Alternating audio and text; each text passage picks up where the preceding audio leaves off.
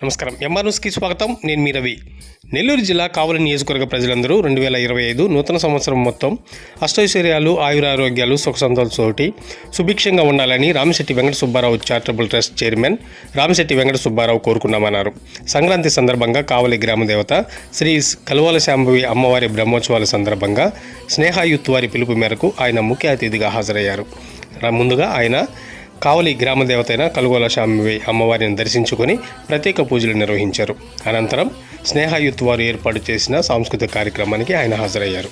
ఈ సందర్భంగా స్నేహాయుత్ వారు రామిశెట్టి వెంకట సుబ్బారావుకు శాలువాలు కప్పి పుష్పగుచ్చములు ఇచ్చి ఘనంగా సన్మానించారు. అనంతరం వెంకట సుబ్బారావు మాట్లాడుతూ కావలి వెలువేలుపైన కలుగోల శాంభవి అమ్మవారి ఆశీస్సులు కావలి నియోజకవర్గ ప్రజల మీద మెండుగా ఉండాలన్నారు. స్నేహాయుత్ వారు మునుముందు కూడా ఇలాంటి మంచి కార్యక్రమాలు ఎన్నో ఏర్పాటు చేయాలని ఆయన ఆకాంక్షించారు. ఈ కార్యక్రమంలో ఆయనతో పాటు డాక్టర్ పాదర్తి నాగరాజు, పలువురు ట్రస్ట్ సభ్యులు, రామిశెట్టి అభిమానులు పాల్గొన్నారు.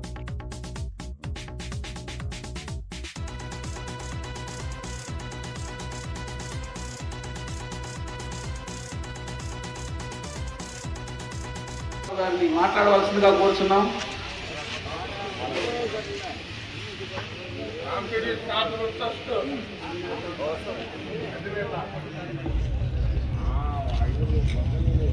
యాభై మంది కావలి ప్రజానీకానికి సంక్రాంతి శుభాకాంక్షలు.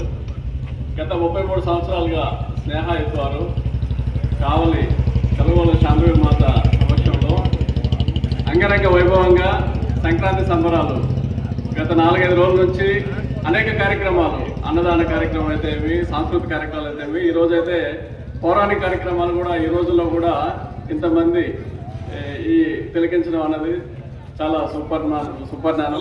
నియోజకవర్గ ప్రజలు అందరికీ సంక్రాంతి శుభాకాంక్షలు.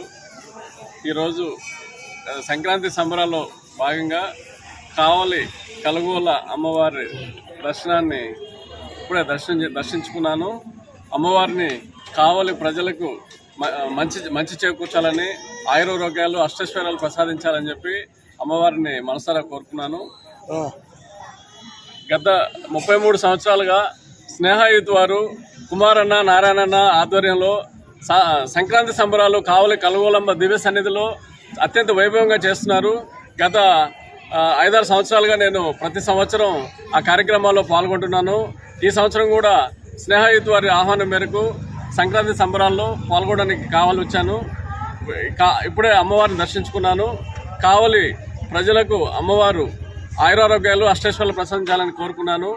ఈ సందర్భంగా మరొకసారి కావలి ప్రజలందరికీ సంక్రాంతి శుభాకాంక్షలు తెలియజేసుకుంటున్నాను.